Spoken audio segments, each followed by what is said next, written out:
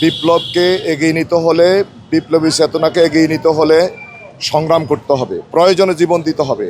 ওসমান হাদি সেটা আমাদেরকে শিখিয়েছে।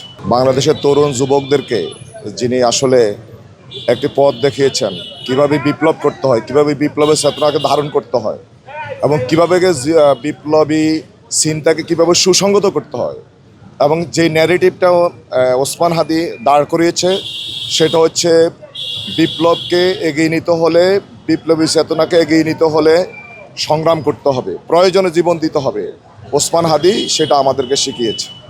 আমরা মনে করি ওসমান হাদির এই জীবনদান নিঃসন্দেহে পুরো বাংলাদেশের যুব সমাজকে ঐক্যবদ্ধ করবে। ওসমান হাদির এই জীবনদান পুরো বাংলাদেশের ছাত্র জনতাকে ঐক্যবদ্ধ করবে। আর মনোবল হতে হয় স্পাত্রিত। জেরুজালেম 25 বছরের পথ চলায় নিরাপদে রাখার প্রত্যয়ে। এবং ওসমান হাদির এই জীবনদানের মাধ্যমে, ওসমান হাদির এই জীবনদানের মাধ্যমে আধিপত্যবাদ বিরোধী যত শক্তি আছে সকল শক্তি ঐক্যবদ্ধ হবে। বাংলাদেশের 56,000 বর্গমাইলকে সুসংগত রাখতে হলে, স্বাধীন রাখতে হলে আমাদের লক্ষ লক্ষ ওসমান হাদির প্রয়োজন। ঢাকা বিশ্ববিদ্যালয় যে সিদ্ধান্ত নিয়েছে, আমি মনে করি এটা একটা ঐতিহাসিক সিদ্ধান্ত। এবং ঢাকা বিশ্ববিদ্যালয়ের সকল ছাত্র সমাজের গণ অভ্যুত্থানে যারা নেতৃত্ব দিয়েছেন, সেই নেতৃত্বের কাতারে ছিলেন ওসমান হাদি।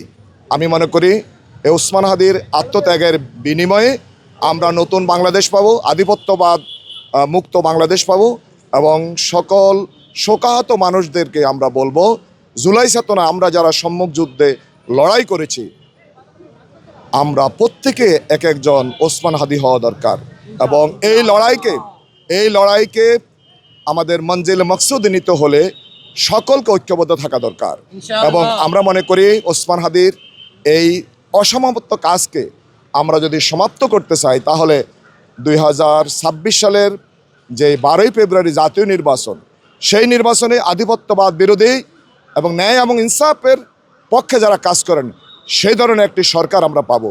এবং সকল ক্ষেত্রে আমরা ওসমান হাদির চেতনা, জুলাইয়ের চেতনাকে ধারণ করে বাংলাদেশকে আধিপত্যবাদ মুক্ত করে নতুন বাংলাদেশ, ইনসাফের বাংলাদেশ এবং গণতান্ত্রিক বাংলাদেশ, ইসলামী মূল্যবোধের বাংলাদেশ হিসেবে আমরা দাঁড় করতে পারবো ইনশাআল্লাহ।